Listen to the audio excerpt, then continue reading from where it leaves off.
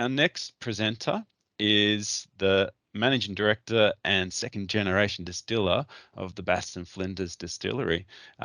Holly has been involved in the business since it was established, I believe. It originally up on Red Hill and has now moved down to the industrial estate in Dramana.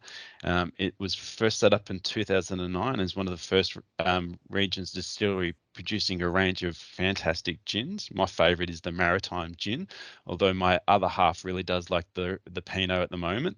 But they also do brandies and other liqueurs as well. So I might hand it over to Holly and let her take over from here. Welcome, Holly.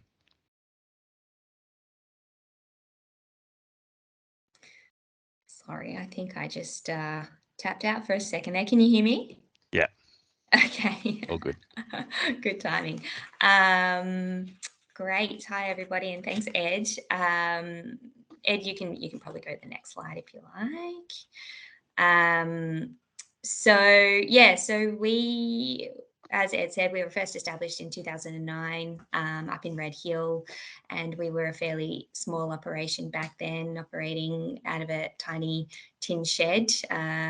200 square meters using that little 300-litre pot still there at the top. And then, yeah, in late 2018, we kind of outgrew that space and we moved down to Red Hill. And we're already pushing the boundaries at the new space again. Every year we're putting more and more brandy down into barrel, and so that takes up more and more floor space. But now we've got a 700 square metre purpose-built factory in the Dramana Industrial Estate, which is great, and it's a great area to be with all the other businesses popping up in the estate as well. So a key focus area of Bass and Flinders has always really been to strive to be more sustainable and to reduce our carbon footprint as much as possible. It's really important to us as a business, being located on the beautiful Mornington Peninsula, but also more and more we've been finding that customers are really engaged in that sustainability piece as well. So um, what we've always tried to do is work with local suppliers as much as possible and minimize our carbon miles.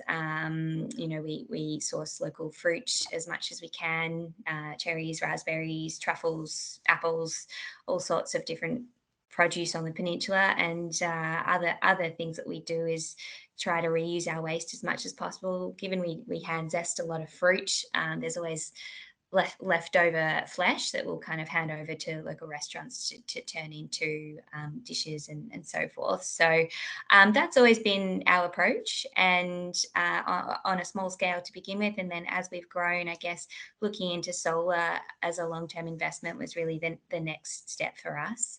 So yeah, up until 2021, we were operating on a gas-fired pot still, that 300-litre pot still.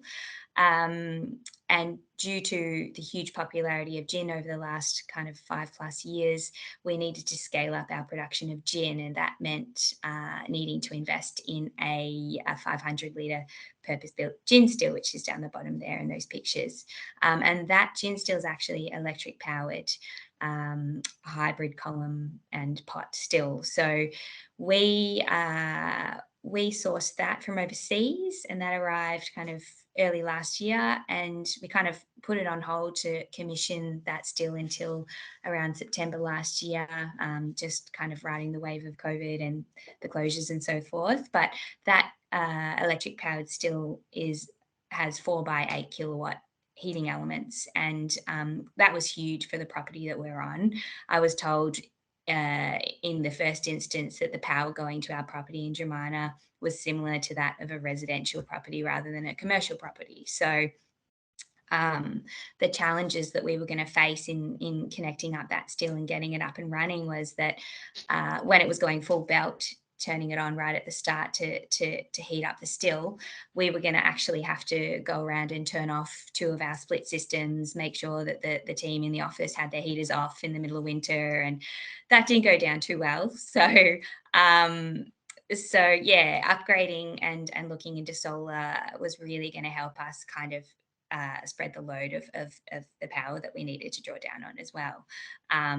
We didn't want to blow those circuits halfway through running a batch of gin.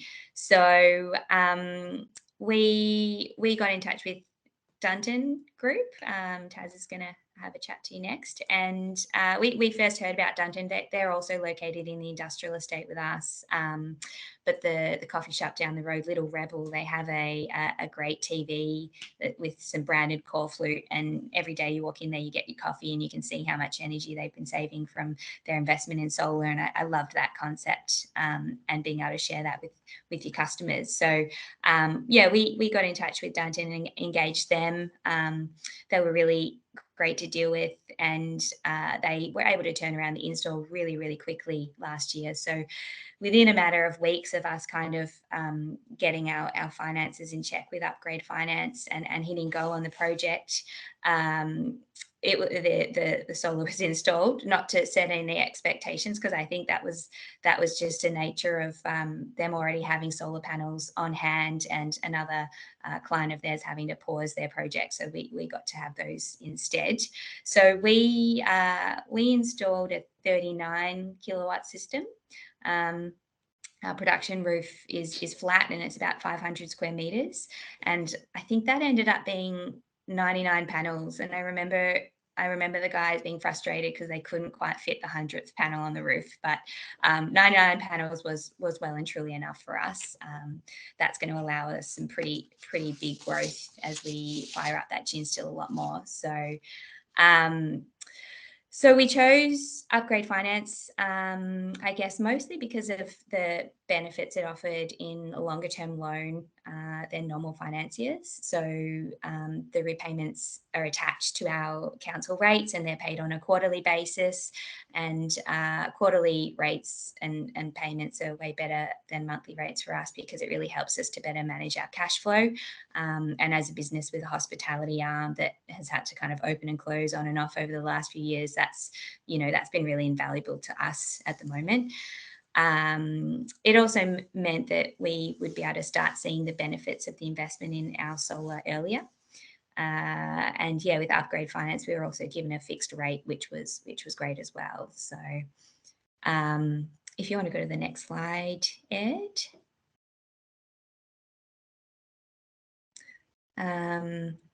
So prior to using our electric powered gin still, our electricity usage was pretty low. We were kind of averaging about $2,000 in power costs per quarter, and that's just mostly because that gas-fired pot still, obviously it's gas-fired, so we didn't need much electricity prior to then. But now that we've commissioned the gin still, we haven't quite seen the full effects of the impact that the investment in solar has had for us yet, because we've only had a couple of bills come through. But are we on the next slide, Ed? I can't quite see it yet, but the slide with the graphs are up at the moment. Oh, cool. Yeah, okay. Pre and post. Yep. All right. So in the graphs there, what you can see that I think I put in a bill prior to installing.